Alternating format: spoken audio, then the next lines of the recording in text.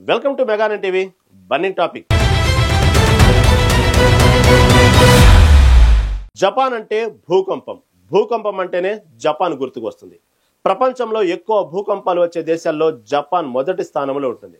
అందుకే ఆ దేశ ప్రజలు భూకంపానికి ప్రతిరోజు సిద్ధంగా ఉంటారు. అయితే జపాన్లోని టోకరా దీవుల్లో 2 వారాల్లో 900 కంటే ఎక్కువ భూకంపాలు రావడం తీవ్ర ఆందోళన కలిగిస్తుంది.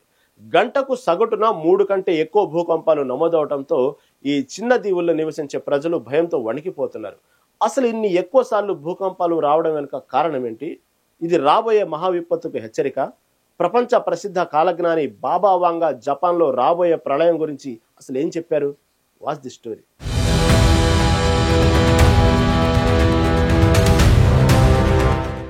జపాన్ ఒక భూకంపాల దేశం. ఎన్నో భయంకరమైన భూకంపాలను జపాన్ చూసింది. వీటికి తోడు సునామీలు ఆ దేశాన్ని అతలాకుతలం చేస్తుంటాయి. అయినా తట్టుకొని నిలబడుతోంది ఆ దేశం. అయితే కొద్ది రోజులుగా జపాన్ కు ఏదో భారీ విపత్తు ఎదురు కాబోతుందనే సూచనలు కనిపిస్తున్నాయి. దీంతో ఆ దేశ వాసులకు కంటి మీద కునుకు లేకుండా పోతోంది. ప్రభుత్వం కూడా అన్ని విధాలుగా సిద్ధమవుతోంది. జపాన్ లో ఎప్పుడూ భారీ భూకంపం వచ్చినా దానికి కొద్ది రోజుల ముందు సూచనలు కనిపిస్తాయి. అక్కడక్కడ చిన్న చిన్న ప్రకంపనలు సంభవిస్తాయి. ఇప్పుడు అదే పరిస్థితి నెలకొంది. జపాన్ లోని టోకరా దీవులు గత 2 వారాలుగా భూకంపాలతో వణికిపోతున్నాయి. జూన్ 21 నుంచి జూలై 3 వరకు 900 కంటే ఎక్కువ భూకంపాలు నమోదయ్యాయి. ఇందులో బుధవారం 5.5 తీవ్రతతో ఒక పెద్ద భూకంపం కూడా ఉంది. ఈ దీవుల్లో కొన్ని చోట్ల 6 నుంచి 7 మధ్య తీవ్రత కూడా నమోదైంది. ఇది స్థానికంగా నష్టాన్ని కలిగించింది. భూకంపాల వల్ల తాము నిద్రపోలేకపోతున్నామని, ఎప్పుడు ఏం జరుగుతుందోనని స్థానికులు ఆందోళన వ్యక్తం చేస్తున్నారు. జపాన్ వాతావరణ శాఖ ఈ సీస్మిక్ యాక్టివిటీ కొద్ది రోజుల నుంచి చాలా తీవ్రంగా ఉందని, మరింత బలమైన భూకంపాలు వచ్చే అవకాశం ఉందని హెచ్చరించారు.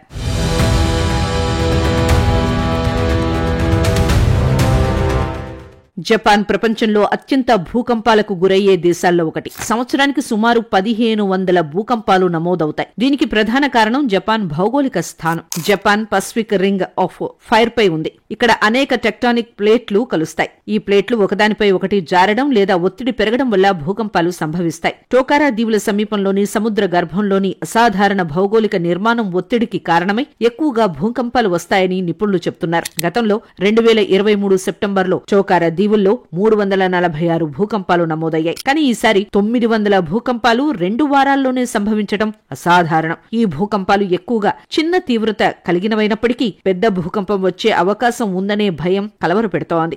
జపాన్ లో గతంలో 2011లో 9.0 తీవ్రతతో భారీ భూకంపం వచ్చింది. ఇది సునామీకి కారణమైంది. ఈ భూకంపం వల్ల 18,000 మంది ప్రాణాలు పోయాయి.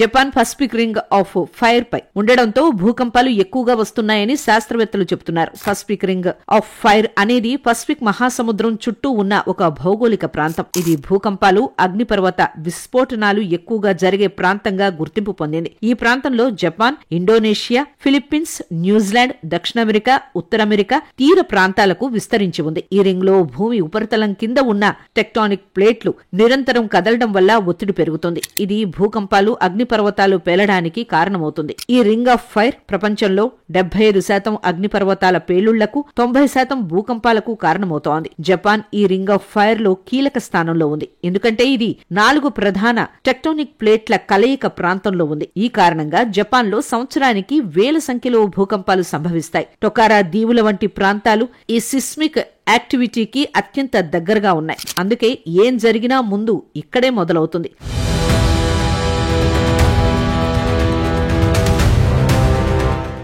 అయితే ప్రస్తుతం జపాన్లో పరిణామాలు కొద్ది రోజుల్లో వచ్చే మహా విపత్తుకు సూచనలని శాస్త్రవేత్తలు హెచ్చరిస్తున్నారు. అటు బల్గేరియా దేశానికి చెందిన ప్రపంచ ప్రసిద్ధ కాలజ్ఞాని బాబా వాంగా జ్యోతిష్యం జపాన్ వాసులను భయపెడుతోంది. ఆమె ఊహించిన ఎన్నో భయంకర ఉత్పాతాలు నిజంగానే జరిగాయి. జపనీస్ బాబా వాంగాగా ప్రసిద్ధి చెందిన రియో టాటిస్కీ కూడా భవిష్యత్తును సరిగ్గానే ఊహించగలదని చాలా మంది నమ్ముతారు. ఆమె 2025 జూలై నెల గురించి చెప్పిన ఓ వార్తతో జపాన్ పర్యాటక రంగం కుదేలైంది. ఆ అంచనా నిజం కాదని జపాన్ అధికారులు చెబుతున్నప్పటికీ చాలా మంది మాత్రం టాటిస్కీ మాటల్నే నమ్ముతున్నారు. రియో టాటిస్కీ రచించిన ది ఫ్యూచర్ ఐసా అనే పుస్తకమే జపాన్ పర్యాటకానికి ఇబ్బందులు తెచ్చిపెట్టింది. 2025 జూలై 5వ తేదీన జపాన్ లో ఓ భారీ సునామీ వస్తుందని, దాంతో జపాన్ నగరాలు మునిగిపోతాయని ఆమె పేర్కొన్నారు. నీటి అడుగున సంభవించే పేలుడు, అగ్నిపర్వత విస్ఫోటనం దీనికి కారణం కావచ్చని ఆమె ఊహించారు. ఈ ప్రళయం 2011లో విధ్వంసం సృష్టించిన సునామీ కన్నా భారీగా ఉంటుందని, జపాన్ దక్షిణ తీరంపై తీవ్ర ప్రభావం చూపుతుందని హెచ్చరించారు. 2011 నాటి భారీ భూకంపం సునామీని కూడా స్టాటస్ కి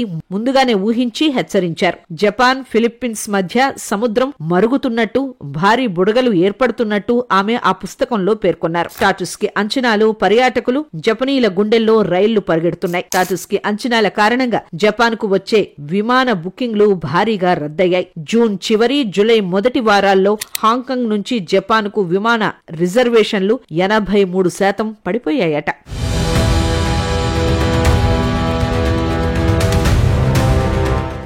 అయితే జపాన్ ప్రభుత్వం రాబోయే విపత్తులకు ముందే సిద్ధంగా ఉంటుంది. గతం నేర్పిన పాఠాలను దృష్టిలో పెట్టుకుని జపాన్ ప్రభుత్వం జాగ్రత్త చర్యలు తీసుకుంటుంది. ప్రత్యేకంగా ఇప్పుడే కాకుండా ఎప్పుడు జపాన్ భూకంపాలను ఎదుర్కోవడానికి సిద్ధంగా ఉంటుంది. జపాన్లోని భవనాలు భూకంపాలను తట్టుకునేలా నిర్మిస్తారు. అలాగే అక్కడి ప్రజలు భూకంపాల సమయంలో హెచ్చరించడానికి ప్రత్యేక సైరన్లు ఏర్పాటు చేశారు. భూకంపాలు, సునామీలు వచ్చినప్పుడు ఇవి మోగుతాయి. అలాగే పాఠశాల స్థాయి నుంచి భూకంపాలపై పిల్లలకు అవగాహన కల్పిస్తారు. భూకంపం వస్తే ఎలా స్పందించాలో విద్యార్థులకు పాఠ్యపుస్తకాల్లో సిలబస్ ద్వారా నేర్పిస్తారు. అయితే ఎన్ని జాగ్రత్తలు తీసుకున్నా ప్రకృతి కన్నెర చేస్తే దానిని ఎవరూ ఆపలేరు. ప్రస్తుతం సూచనలు జపాన్ వాసులను తీవ్ర భయాందోళనకు గురి చేస్తున్నాయి. ఈ జూలై నెల ఎలా దాటుతుందా అని ఎదురు చూస్తున్నారు.